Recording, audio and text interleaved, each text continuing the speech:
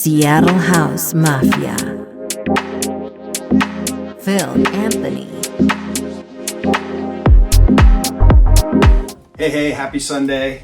Phil Anthony from Seattle House Mafia, seattlehouse.mafia.com. Go to our website, lots of different content up there, lots of DJ music focused content. You can link off to our YouTube channel to check out our DJ mixes and more kind of podcast tidbits and content like this.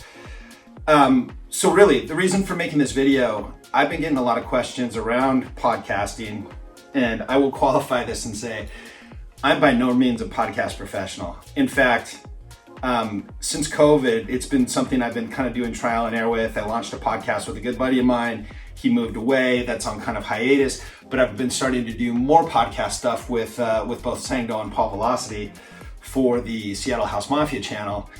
And I wanted to talk a little bit about the evolution of the rig that I used, again, because I think it's valuable. I've done a ton of research. I've done a ton of trial and error. So really, you don't have to, right? So I'm just gonna jump right into it. I'll make it brief.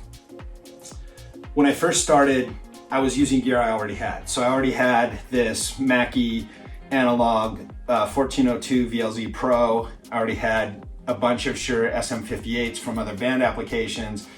And the only thing I really added to the mix to be able to podcast and stream was I added this iRig Stream. And great piece of gear, definitely entry level, definitely not very robust. I actually dropped it and it cracked and I glued it back together. So, but still, highly recommend it. And then you'll also notice this here. So this is just literally a headphone amp and multiplier from Mackie. It's great. It's like 40, 50 bucks.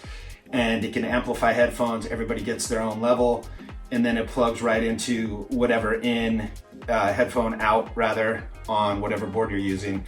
And the reason I use headphones in general, and I'll talk about those for a second. Again, these I already had. These are Sony 7506s.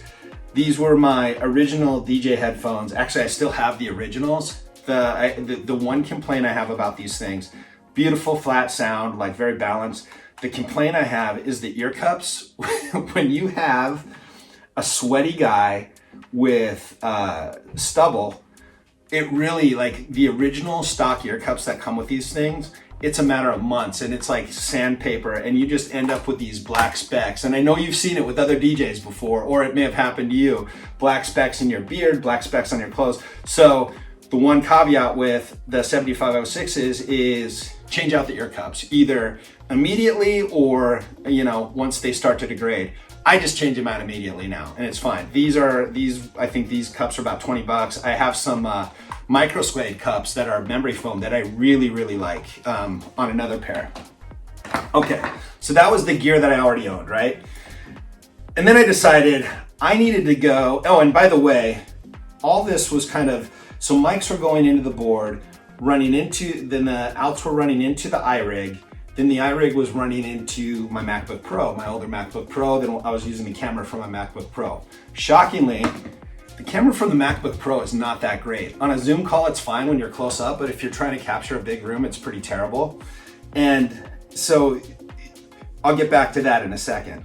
The first thing I wanted to fix was I just thought the sound quality and the control with the sound, even though it was just voices for a podcast, was not great. So I basically got rid of the iRig and upgraded to the Focusrite. So I was going mics, board, Focusrite, and then of course just assume I'm gonna use the headphone amp and multiplier going forward, and then going into the Mac. That actually worked pretty good, sounded pretty good, pretty easy setup, except I will say this. These Mackie boards have so many buttons on them.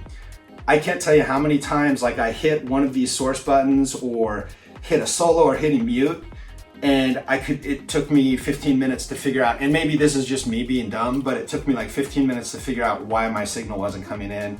So there was two reasons why I sort of started looking for a new board. One was, this board is heavy, it's a tank, and so to take it to another studio, to take it to an outdoor event, to take it anywhere mobile, it's a beast. And I just kind of got tired of doing that. And then the other was the complexity of the buttons. I'm sure you sound engineers are fine with it.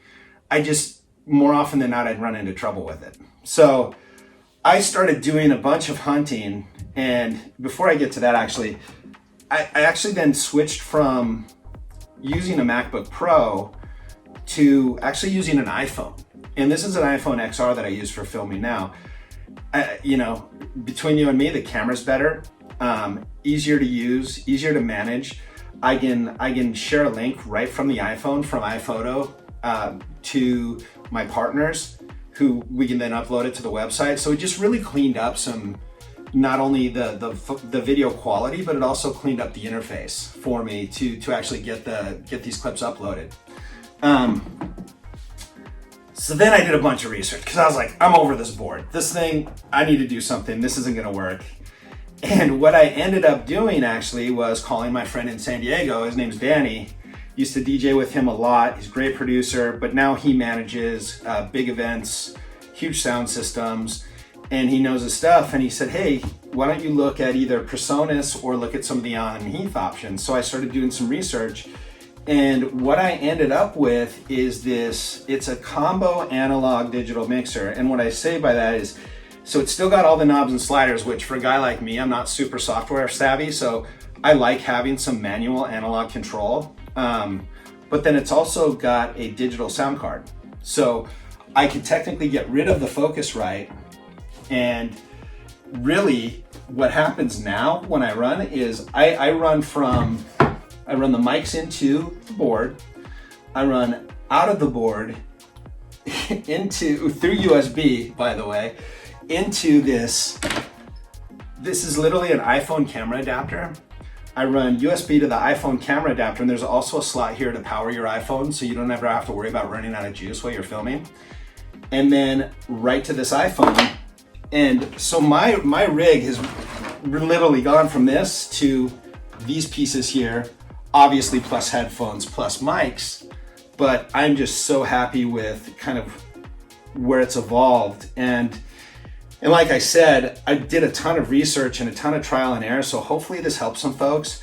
I would actually love to hear what you guys are using, because it's been a journey and nothing's been as easy as I thought it should be, but I'm really glad of all the knowledge I've sort of gained along the way. So just wanted to share that with you guys. Hope you guys have a great day. Again, if you have any more questions, please send them through the website. I'm happy to answer them. It's like one of my favorite things to do is to interact that way. So have a good day, and we'll talk soon.